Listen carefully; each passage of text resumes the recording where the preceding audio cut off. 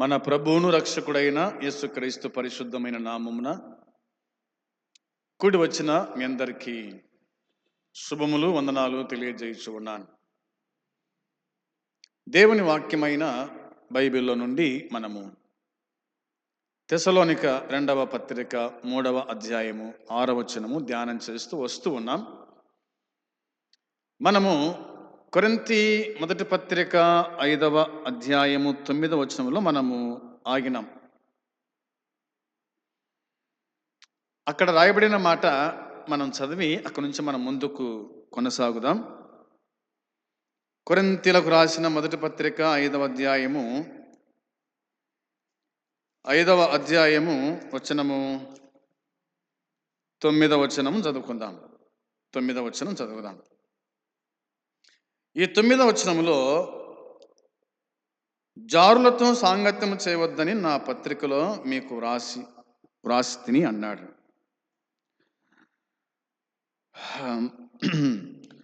మనము మరొక మాట చదవాలి. కొరింథీ 2వ పత్రిక 6:14. కొరింథీ 2వ పత్రిక 6వ అధ్యాయము 14 కూడా చదువుదాం. 6:14లో మీరు అవిశ్వాసులతో జోడుగా ఉండకుడి, నీతికి దుర్నీతితో ఏమి సంగత్యము, వెలుగునకు చీకటితో ఏమి పొత్తు అనేది. దుష్టత్వము నుండి విశ్వాసి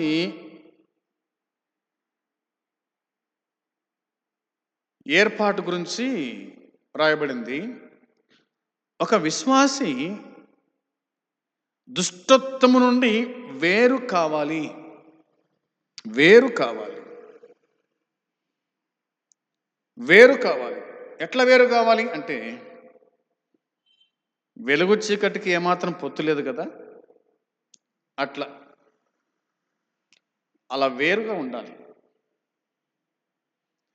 అలా వేరైన వాడు మాత్రమే దేవుణ్ణి సంతోషపెట్టగలడు. అలా వేరు కాని వాడు దేవుణ్ణి ఏమాత్రం కూడా పెట్టలేడు. దీనికి ఒక ఉదాహరణ ఏమిటంటే, ఎఫెసీ పత్రిక 5వ అధ్యాయం 11వ వచనంలో,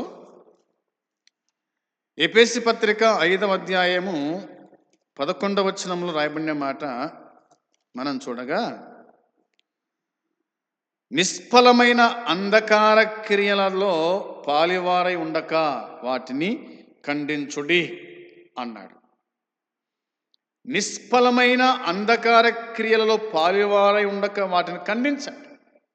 నిష్ఫలమైన పనికిరాని దానితో మనకేం పని ఉందండి? అవునా?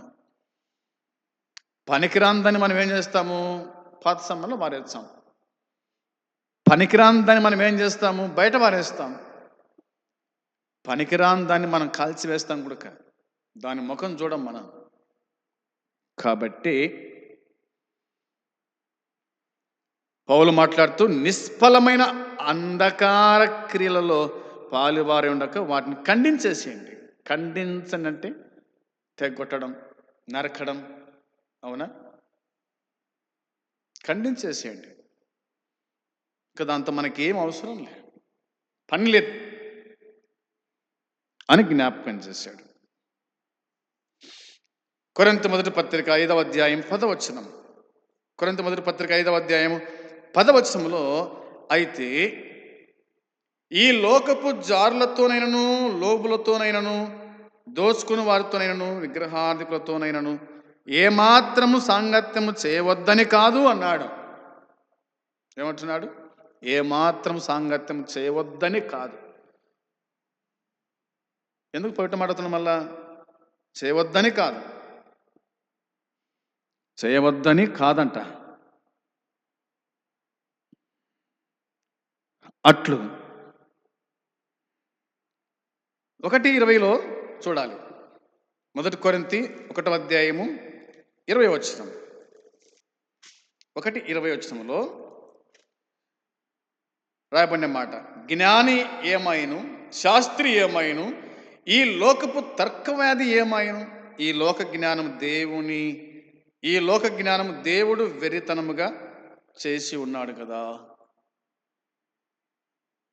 అది పౌలు చెప్పిన మాట. జ్ఞాని ఏమాయను, జ్ఞాని ఏమాయను, శాస్త్రి ఏమాయను, ఈ లోకపు తర్కవ్యాధి ఏమాయను. ఈ అంటే ఈ యుగ తర్కవ్యాధి ఏమాయను. ఈ లోక జ్ఞానం దేవుడు వెర్రితనముగా చేసి ఉన్నాడు. దేవుడు వెర్రితనంగా చేశాడంట. ఈ లోకపు జ్ఞానమును దేవుడు వెర్రితనంగా చేశాడు. ఏమాత్రమును సాంగత్యము చేయవద్దని కాదు అట్లు. కాబట్టి జ్ఞాని ఏమాయను, జ్ఞానముతో నడుచుకునేవారుగా ఉండాలి. సాంగత్యము చేయవద్దు అంటే, సాంగత్యము అంటే ఇప్పుడు వారు చేసే కొన్ని పనులు ఉంటాయి కదా, ఎవరు లోకస్తులు చేసే కొన్ని పనులు ఉంటాయి కదా, ఆ పనుల జోలికి మనం పోవద్దు. వారు అన్నీ చేస్తారు. లోకంలో ఉన్నాడు అన్నీ చేస్తాడు, దేవునిలో ఉన్నాడు కొన్ని మానుకుంటాడు, అవునా, అన్నీ చేయడు. పౌలు మాట్లాడుతూ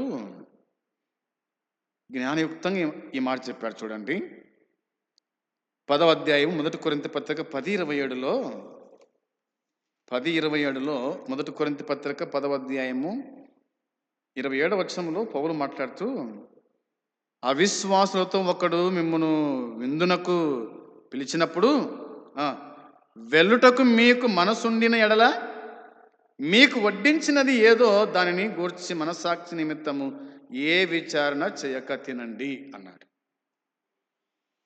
ఈ మాట బాగా గుర్తుపెట్టుకోవాలి. అవిశ్వాసులలో ఒకడు, దేవుణ్ణి ఎరగని వాడు ఒకడు మిమ్మును విందునకు పిలిచినప్పుడు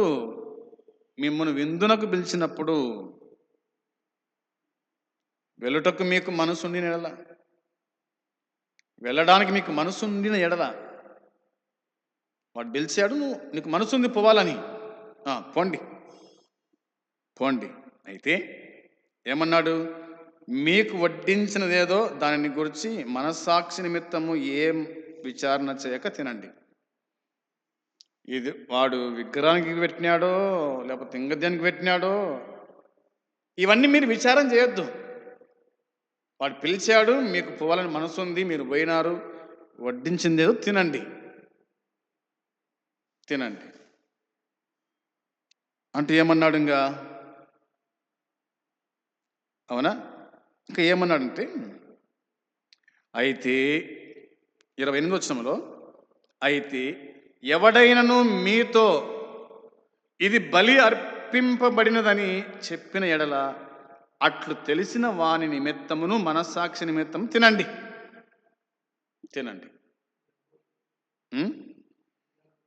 తినకూడదు, రైట్. అయితే ఎవడైనను మీతో ఇది బలి అర్పింపబడినదని చెప్పిన ఎడల అట్లు తెలిసిన వాని నిమిత్తము మనస్సాక్షి నిమిత్తము తినకుడి అని. నీ పక్కల ఒకడు కూర్చొని ఉంటాడు, నువ్వు విశ్వాసవి, నీ పక్కల అవిశ్వాసం కూర్చొని ఉంటాడు. వడ్డించినప్పుడు తినేటప్పుడు చెప్తాడనమాట, ఇది బలి అర్పించిన భోజనము, నువ్వెట్టు తింటున్నావు, మీరు విశ్వాసులు కదా, మీరు దేవుని నమ్మిన వారు కదా, తినొచ్చునా అన్నప్పుడు అప్పుడు మీరు తినాకరు, దాన్ని తినకండి, అవునా, తినకండి. 29వ వచనం, మనసాక్షి నిమిత్తం అనగా నీ సొంత మనసాక్షి నిమిత్తం కాదు, ఎదుటివాని మనసాక్షి నిమిత్తమే ఇలాగూ చెప్తున్నాను. ఎందుకనగా వేరొకరి మనసాక్షిని బట్టి నా స్వతంత్రం విషయంలో తీర్పు తీర్చబడనేలా అని అన్నాడనమాట. నీ మనసాక్షి నిమిత్తం కాదు, ఎదుటివాని మనస్సాక్షి నిమిత్తం. అతని మనసాక్షి ఏమైనా భంగమవుతుందేమో తిండి వల్ల, అవునా, తిండి వల్ల. మనసాక్షి నిమిత్తం అనగా నీ సొంత మనసాక్షి నిమిత్తం కాదంట, ఎదుటివారి మనసాక్షి నిమిత్తమే ఇలాగూ చెప్పుచున్నాను అన్నాడు. నీ మనసాక్షి నిమిత్తం అయితే నువ్వు తినాలని పోయినావు, వాడు పిలిచాడు, నువ్వు పోయినావు, నీ ముందేది పెడితే నువ్వు తింటున్నావు. అయితే అతని మనసాక్షి దెబ్బతినకుండా నువ్వు తినడము మానేయి అని పౌలు గుర్తు చేసినట్టుగా దేవుని వాక్యం చెబుతూ ఉంది. యోహాను సువార్త 17వ అధ్యాయంలో ప్రభు ఇట్లా అన్నాడు. 15వ వచనం, 17వ అధ్యాయము యోహాను సువార్త 15వ వచనంలో, నీవు లోకములో నుండి వారిని తీసుకొని పొమ్మని నేను ప్రార్థించడం లేదు కానీ దుష్టుని నుండి వారిని కాపాడమని ప్రార్థించుచున్నాను అని ఉంది. మనము దుష్టు నుండి కాపాడబడాలి, అదే దేవుని యొక్క ఆశ, దేవుని కోరిక. దుష్టుడు అనగా సాతాను కదా, దుష్టుడనగా సాతాను. కాబట్టి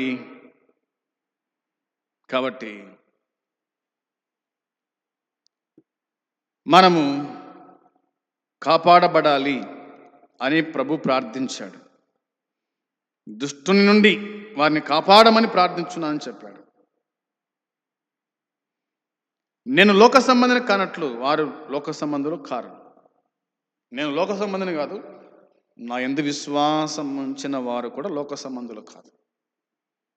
అందుకే నేను ప్రార్థించుతున్నాను అని జ్ఞాపకం చేశాడు. అంటే ఒక మాట చూడండి, నీవు లోకములో నుండి వారిని తీసుకొని పొమ్మని నేను ప్రార్థించడం లేదు కానీ అన్నాడు. కాబట్టి మనము కాపాడబడాలి అంటే మన నిమిత్తం ప్రభు ప్రార్థన చేస్తూ ఉన్నాడు. అదేవిధంగా మనముకి ఏం చేయాలా? ప్రార్థన చేసుకోవాలి. ప్రభువా, లోకము నుండి, దుష్టు నుండి, కీడు నుండి మమ్మల్ని కాపాడు తండ్రి అని మనం ప్రార్థించుకునే వారుగా ఉండాలి.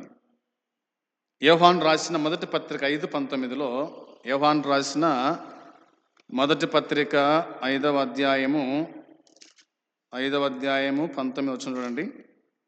5:19లో రాయబడిన మాట మనం చూడగా, మనము దేవుని సంబంధులమనియు లోకమంతయు దుష్టుని యందున్నదని ఎరుగుదము అన్నమాట. మనం ఎవరిమంటే దేవుని సంబంధులం. మనం లోకమంతా కూడా దుష్టుని యందుంది. అందుకనే మనం లోకములో ఉన్నాం కాబట్టి మనం కాపాడబడాలంటే మనం ప్రార్థన చేసేవారుగా ఉండాలి. కొరింథీ మొదటి పత్రిక 5:11లో, కొరింథీ మొదటి పత్రిక 5వ అధ్యాయం 11వ వచనంలో రాయబడిన మాట మరలా చదువుదాం. ఇప్పుడైతే సహోదరునబడిన వాడెవడైనను జారుడే గాని, లోబియే గాని, విగ్రహారాధికుడు గాని, తిట్టుబోతు గాని, త్రాగుబోతు గాని, దోచుకుని వాడు గాని అయి ఉన్న ఎడల అట్టి వానితో సాంగత్యం చేయకూడదు, భుజింపనకూడదని మీకు వ్రాయిచున్నాను. ఇట్టి వారితో సాంగత్యం చేయొద్దు, భుజించవద్దు అని చెప్పినట్టుగా దేవుని వాక్యం గుర్తు చేస్తుంది. దీనికి ఉదాహరణగా ఒక మాట జ్ఞాపకం చేసుకోవాల్సిన తప్పదు. మత్తయి సువార్త 18వ అధ్యాయము 17వ వచనం. మత్తయి సువార్త 18వ అధ్యాయము 17వ వచనంలో 18, 17లో, అతడు వారి మాటయు వినని ఎడల ఆ సంగతి సంగమునకు తెలియజెప్పుము. అతడు సంగపు మాటయు వినని ఎడల అతనిని నీకు అన్యునిగా, సుంకరిగా ఎంచుకొనుము అని అన్నాడు. యేసు ప్రభు మాట్లాడుతూ, నీ సహోదరుడు నీ ఎడల తప్పితము చేసిన ఎడల నీవు పోయి నీవును అతడును ఒంటరిగా ఉన్నప్పుడు అతన్ని గద్దింపుము. 15వ వచనం. తప్పు చేస్తే గద్దించు, ఒంటరిగా గద్దించు అన్నాడు. ఇప్పుడు నేను తప్పు చేశాను, నన్ను ఒంటరిగా వచ్చి గద్దించేవారు ఉండాలి. అలా గద్దించిపోయి అన్నాడు. అవునా? అతడు ఒంటరిగా ఉన్నప్పుడు అతనిని గద్దింపుము.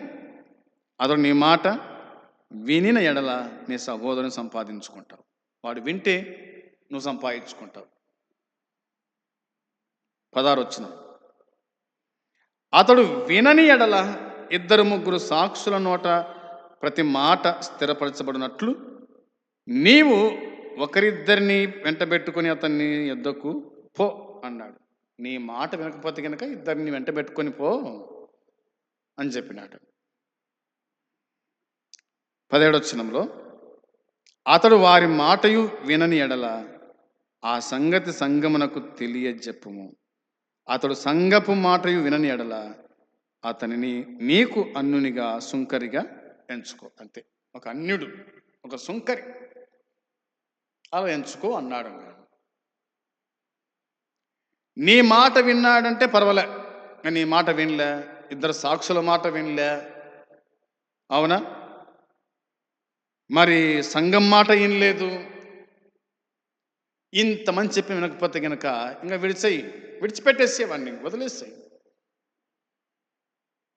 అని యేసుక్రీస్తు ప్రభు మాట్లాడినాడు. అంతే, అంతకుమించి మనం ఏం చేయలేం, అవునా. ఇలాంటి వారిని వదిలేస్తేనే మంచిది. గుర్తుపెట్టుకుందాం. గలతీ పత్రిక 2:12 గలతీ పత్రిక 2వ అధ్యాయము 12వ వచనంలో పౌలు భక్తుడు రాస్తూ ఇలా అన్నాడు. 11, 12 కలిసి ఉన్నాయి.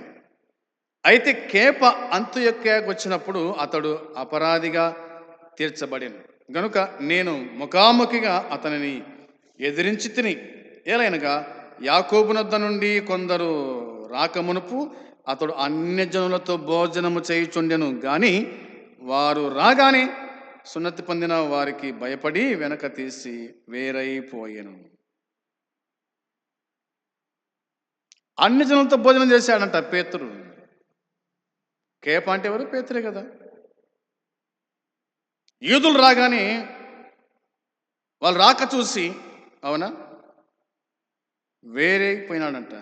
వారికి భయపడి వెనక తీసి వేరైపోయాడు. వారికి భయపడి వెనక తీసి వేరైపోయినాడు.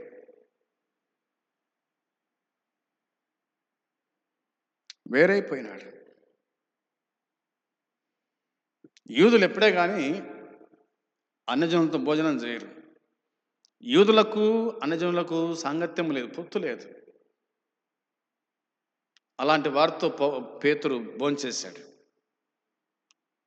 ఆ సంగతి పౌలు రాశాడు. నేను ముఖాముఖిగా అతనిని ఎదిరించి తిని అన్నాడు. ఎదిరించాడట. పౌలు ఎదిరించాడు కేపాన్, పేతురు. పౌలు ముందా, పేతురు ముందా? పేతురే ముందు. పేతురు యూదుడు, పౌలు బెన్యామీనీయుడు. ఎదిరించాడంట. అంటే తప్పున్నప్పుడు ఎవరైనా ఎదిరిస్తారు, తప్పు లేకపోతే ఎవరైనా ఎదిరించలేరు. తప్పుంటే ఎదిరిస్తారు అనేది గుర్తు పెట్టుకోవాలి, అవునా. తప్పు చేస్తూ వేషధారిగా జీవించే ఏ పరిచారకుడునైనా, ఆధ్యాత్మిక నాయకుడునైనా ఎదిరించాలి, ఖండించాలి అని ఉంది. ఎదిరించాలి, ఖండించాలి. ఎవరైనా కావచ్చు, తప్పు చేస్తే ఎదిరించాలా, ఖండించాలా, ఎవరైనా కావచ్చు. పెద్దోడని లేదు, చిన్నోడని లేదు. వచ్చిన 13 చూస్తారా, అక్కనే రాయబడింది 13వ వచనంలో, తక్కిన యూదులను అతనితో కలిసి మాయ వేషం వేసుకునేది కనుక బర్నబా కూడా వారి వేషధారణ చేత మోసపోయినాడు. బర్నబా కూడా మోసపోయినాడట. ఎంత ఘోరమో చూడండి. పౌలు నడిపించిన వాడు బర్నబా, తాను కూడా మోసపోయినాడు. అందుకే ఏ పరిచారకుడినైనా, ఆధ్యాత్మిక నాయకుడినైనా ఎదిరించాలి, ఖండించాలి. ఎదిరించాలి, ఖండించాలంట. తిమోతికి మొదటి పత్రిక రాస్తూ పౌలు అన్నాడు, 5వ అధ్యాయం 19వ వచనంలో, 5వ అధ్యాయము 19వ వచనం, 5:19లో 2-3 సాక్షుల కంటే గాని పెద్ద మీద దోషారోపణ అంగీకరింపకము అన్నాడు. పెద్ద మీద 2-3 సాక్షులు ఉంటేనే అంగీకరించు, లేకపోతే అంగీకరించొద్దు అని అన్నాడు. ఏ వ్యక్తికైనా ఇది వర్తిస్తుంది. దేవుడు గొప్పగా వాడుకున్న అపోస్తుడైన పేతురు లాంటి గొప్ప వ్యక్తి కూడా ఖండాన్ని దిద్దుబాటు అవసరమయ్యింది, ఖండించటం అవసరమైంది, దిద్దుబాటు అవసరమైంది.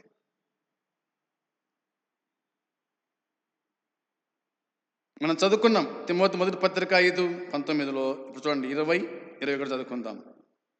20-21లో విరోధ బుద్ధితోనైనను పక్షపాతముతోనైనను ఏమీ చేయక నేను చెప్పిన ఈ సంగతులను గైకొనవలనని దేవుని ఎదుటను క్రీస్తు యేసు ఎదుటను ఏర్పరచబడిన దేవదూతల ఎదుటను నీకు ఆనబెట్టుచున్నాను.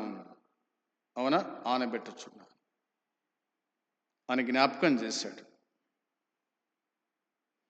ఇతరులు భయపడు నిమిత్తము పాపము చేయ వారిని అందరి ఎదుట గద్దింపు అన్నాడు.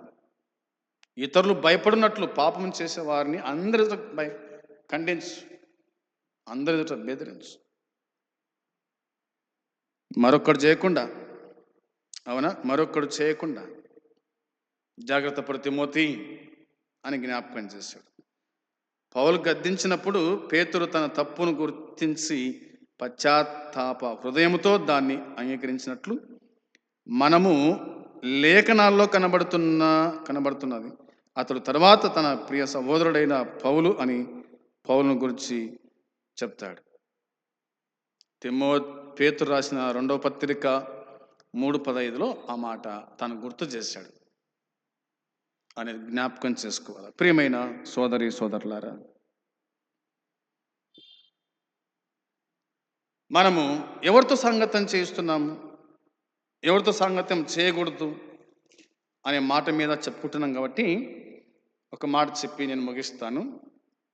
యోహాను రాసిన 2వ పత్రిక 10వ వచనంలో, యోహాను రాసిన 2వ పత్రిక 10వ వచనంలో ఇలా ఉంది: ఎవడైనను ఈ బోధను తేక మీ వద్దకు వచ్చిన ఎడల వానిని మీ ఇంట చేర్చుకొనవద్దు, శుభమని వానితో చెప్పవద్దు అన్నాడు. ఎవడైనను ఈ బోధ తేక, మేం ప్రకటించే బోధ తేక, యేసుక్రీస్తు నుంచి చెప్పే బోధ తేక, అవునా, తేక మీ వద్దకు వచ్చిన ఎడల వానిని మీ ఇంట చేర్చుకొనవద్దు, శుభమని చెప్పవద్దు అన్నాడు. ఇలాంటి వారిని ఇంట్లో చేర్చుకోకూడదు, వారికి వందనాలు చెప్పకూడదంట. మేము సిలువ వేయబడిన క్రీస్తుని ప్రకటించుతున్నామన్నాడు పౌలు. ఆయనను ప్రకటించాలి కానీ ఇక వేరే బోధ చేస్తే కనుక వారిని మనం అంచుకు రానియకూడదు, వారిని బయటని పంపించేశారు. ఇది యోహాను భక్తుడు చెప్పినట్టుగా మనం చూస్తాం. కాబట్టి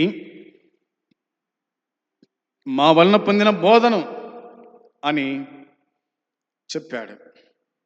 తర్వాత అక్రమంగా నడుచుకొని వారెవరంటే చెప్పుకున్నాం కదా, ఏ పని చేయక భోజనం చేసేవాడే అక్రమంగా నడుచుకునేవాడు. కాబట్టి వీరికి మీరు దూరంగా ఉండండి, మీరు తొలగిపోండి అని పౌలు చెప్పినట్టుగా దేవుని వాక్యం మనకు గుర్తు చేస్తుంది. ఆ విధంగా మనం క్రీస్తు బోధ వింటూ క్రీస్తు బోధలో మనం ముందుకు సాగేవారుగా ఉండాలి. ప్రభు అయిన యేసుక్రీస్తు మన కోసం ఈ ప్రాణం పెట్టినవాడు, సమాధించబడినవాడు, తిరిగి లేచినవాడు. ఆయన కోసం మనం బ్రతికేవారు. ఎందుకంటే ఆయన రక్తం ఇచ్చి మనల్ని కొన్నాడు, తన సొత్తుగా చేసుకున్నాడు. కాబట్టి ఆయన మాట మనము వినాలి. విన్నప్పుడే మనం బాగుపడతాం, విన్నప్పుడే ఆయన రాజ్యంలో ఉంటాం. అట్టి కృపదేవుడు మనకు అనుగ్రహించును గాక. ఆమేన్. ప్రార్థన చేద్దాం. పరమ తండ్రి, మీకు స్తోత్రం, స్తుతులు చెల్లించుకుంటున్నాం. మీరు అందించిన ఈ కొన్ని మాటలు దీవించి ఆశీర్వదించండి. వినే వారి హృదయాల కార్యం జరిగించి పద్ఫలం దయచేయండి. ఇంకా నీ వాక్యము చేత మమ్మల్ని దిద్దుబాటు చేయమని, ఆదుకోమని, సరిచేయమని మీకు అప్పగించుకుంటూ యేసుక్రీస్తు నామములో ప్రార్థించి అడిగి స్తుతించి వేడుకొనుచున్నాము తండ్రి. ఆమేన్. పరమందున తండ్రి ప్రేమ, మన ప్రభు అయిన యేసుక్రీస్తు కృపా, పరిశుద్ధాత్మ సన్నిధి సహవాసం కూడి వచ్చిన మనకు సకల పరిశుద్ధులకు ఇప్పుడు ఎల్లప్పుడు సదాకాలము తోడై ఉండునుగాక. ఆమేన్. అందరికీ వందనాలు.